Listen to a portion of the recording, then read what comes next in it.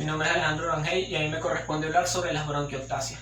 Las bronquiectasias son dilataciones anormales e irreversibles del arco bronquial, las cuales están producidas por la destrucción del músculo o del tejido de soporte elástico. Esta no es una enfermedad primaria, por lo que puede estar causada o producida por un daño previo al pulmón. Una vez que se presentan, dan lugar a diferentes complejos sintomáticos caracterizados principalmente por tos y expectoraciones abundantes. Existen varias formas de clasificar las bronquiectasias. Podemos encontrar a las congénitas o hereditarias o a las adquiridas. Dentro del grupo de las adquiridas podemos encontrar que estas se presentan gracias a infecciones, obstrucciones bronquiales o por daño bronquial debido a factores químicos. Y también podemos encontrar que dependiendo de su localización podemos clasificarlas en localizadas y difusas.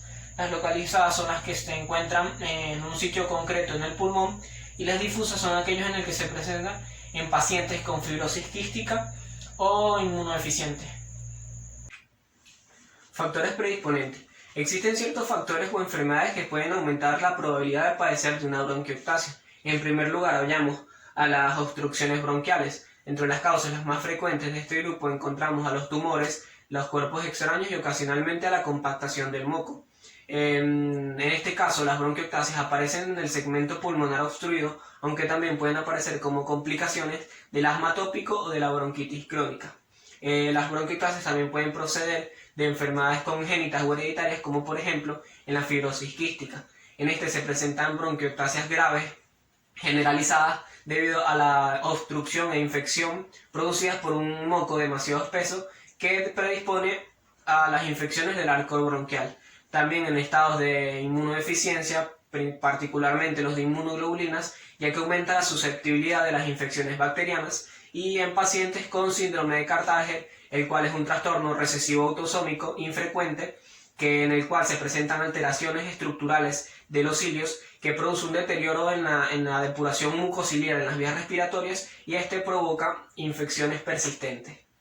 Por último, encontramos que también puede proceder de una neumonía necrosante o supurativa, particularmente de gérmenes virulentos como el Staphylococcus aureus o diferentes especies de Klebsiella. Manifestaciones clínicas. Las sintomatologías en el paciente se van presentando progresivamente. Pueden pasar desde semanas hasta años tras el suceso que provoca la bronquiectasia. Dentro de las manifestaciones clínicas encontramos una tos intensa y persistente con expectoraciones mucopurulentas, y en donde el esputo puede llegar a contener estrías de sangre y puede llegar a producir hemoptisis franca. Dentro de las manifestaciones clínicas también podemos encontrar a la fiebre, cianosis, halitosis, dolor torácico, fatiga, disnea, y puede llegar a aparecer acropaquias en los dedos de las manos. En las bronquiectasias graves y generalizadas pueden llegar a aparecer defectos ventilatorios obstructivos con hipoxia, hipercapnia, hipertensión pulmonar y corpulmonares. Los abscesos cerebrales metastásicos y amiloides activos también son una causa, son unas complicaciones, pero con menor frecuencia. Patogenia. Dos procesos son cruciales y están entrelazados en la patogenia de la bronquiectasia. Estas son la obstrucción y la infección crónica persistente. Cualquiera de los dos se puede llegar a presentar primero. Por una parte, los mecanismos de eliminación normales están dificultados por la obstrucción, por lo que pronto se produciría una infección secundaria. O a la inversa, en la infección crónica persistente, a medida que pasa el tiempo, estos llegan a lesionar las paredes de los bronquios, causando así debilitamiento y dilatación.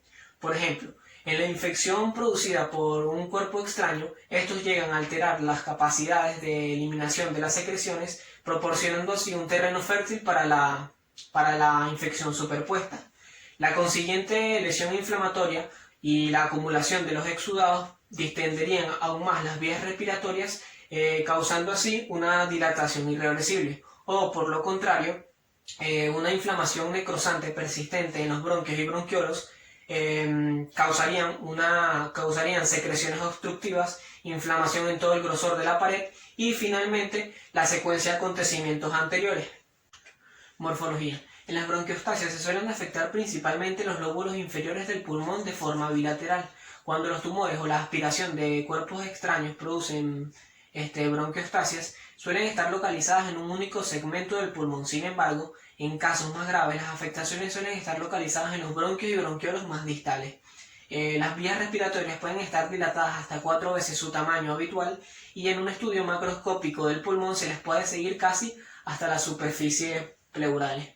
En cuanto a los hallazgos histológicos, estas varían según su actividad y según la cronosidad de la enfermedad. En un caso activo totalmente desarrollado, un exudado inflamatorio agudo y crónico intenso dentro de las paredes de los bronquios y bronquiolos pueden darnos una referencia y observar zonas extensas de ulceración. Sin embargo, en casos más crónicos se les puede observar fibrosis dentro de dichas paredes. Diagnóstico. El diagnóstico de las bronquiectasias en ocasiones se realiza mediante una radiografía de tórax, aunque generalmente requieren de una tomografía computarizada, y la investigación de las causas es muy importante en algunos casos, especialmente si son diseminadas. En cuanto al tratamiento, estas dependen de la localización y de los síntomas que provoquen. Si no provocan ningún síntoma, no requieren de ningún tratamiento. Si la afectación está localizada en un segmento, un lóbulo del pulmón, el tratamiento quirúrgico puede remover por completo los síntomas. Si son difusas, es importante investigar si existe una posible causa y tratar con antibióticos dirigidos al tipo de germen que lo causan. Y por último, en las bronquiectasias crónicas es necesario un tratamiento prolongado o intermitente con antibióticos inhalados o por vía sistémica.